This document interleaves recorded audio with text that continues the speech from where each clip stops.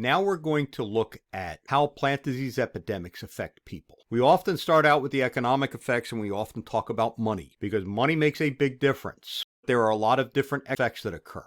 First one goes back to the Irish potato famine. I've got a video up somebody made on the Irish potato famine. What it comes down to is, in that particular case, under those socioeconomic conditions and the way the economic system was set up, millions of people died. Millions of people had to immigrate. That changed the lives of several million people, all due to a plant disease which was based on something that could have been prevented. It also served as the basis of the study of plant diseases or plant pathology. It is very interesting. We have aesthetic losses. This is Rembrandt tulip. Rembrandt tulip is infected by a virus. This has a negative aesthetic loss because these are actually quite gorgeous compared to regular type tulips, which are all monochromatic. You can have aesthetic losses on plants due to diseases. In the state of Florida, if you are going to produce a Florida fancy grade plant, it must be disease-free. That's kind of tough to do at times because you really have to be careful to make sure that it's got no pathogens associated with it. Over here, we look at aesthetic loss. In the Midwestern United States, they used to have elm trees that were lining streets. They'd have a street called Elm Street. It was the one that had this nice canopy over it of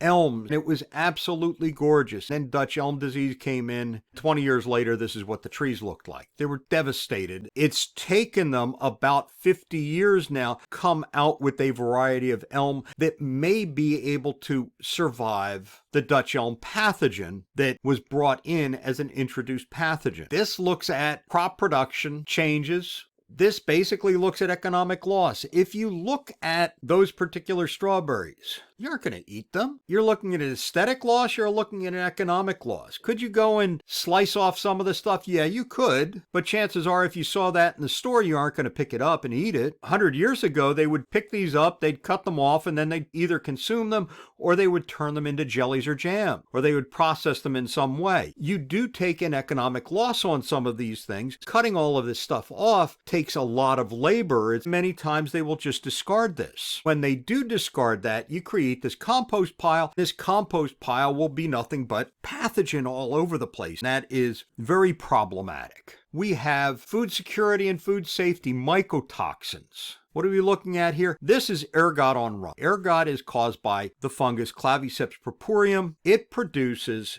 LSD, which is a hallucinogen. It produces ergotamine, which is a material that is used nowadays as a pharmaceutical blood thickener. This shows you St. Anthony, the patron saint of sick people. What you can see up on the top are the hands and the feet of people who suffered gangrene due to ergot, which caused their extremities to have thickened blood. As that happened, you didn't have proper circulation. When you didn't have proper circulation, the extremities of people's bodies would become gangrenous and fall off. In certain areas of the world, they figured out that growing the ergot on the rye is actually more economically feasible than growing the rye itself. Out of the ergot, they do extract the ergotamine. These things also produce what we call mycotoxins. These are toxins by the fungi, which are very problematic for human consumption. This shows you aflatoxin. Aflatoxin is a green mold. It's caused by a species of Aspergillus. You can see the conidiophore on the right-hand side. It's got this little head-like area. It's got the little areas that produce the spores and the little round spores. On the left-hand side, we've got an ear of corn that is infected with aflatoxin. Aflatoxin is a carcinogen. It means it causes cancer. We have to be very careful about these particular types of material. This is also very common on peanuts. When they produce peanuts, one of the assays they do is for aflatoxin to find out how much is in there, because there are limits on the amount that can actually be allowed in material that is fit for human consumption. Remember, just because it's a carcinogen doesn't mean that if you got one molecule in there, it's going to give you cancer. What it means is that they have determined that there are certain thresholds of it. Therefore, you have to be careful that you don't come up with those thresholds. When they process these foods, they're constantly checking to make sure that you're well below the threshold. Aflatoxins are very common in peanuts and corn and other things like that. Back in the 70s, there was a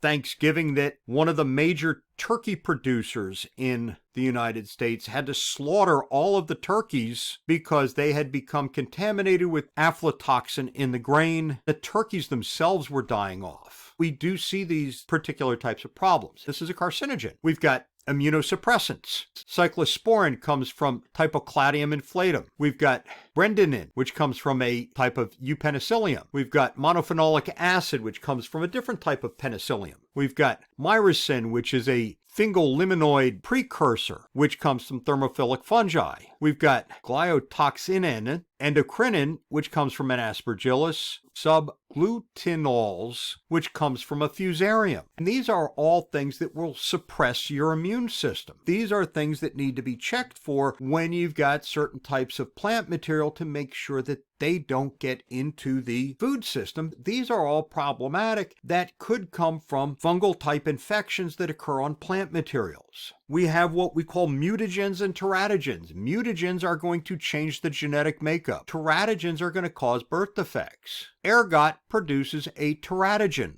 Therefore, not only does it affect the person who eats it, it can affect fetal development down the road. Aflatoxin also produces a mutagen. Therefore, you've got a problem consuming that sort of material as well. When we look at it, food safety means we have to go back and we have to check all these things to make sure that we don't have these particular materials that come from plant pathogens in the food chain.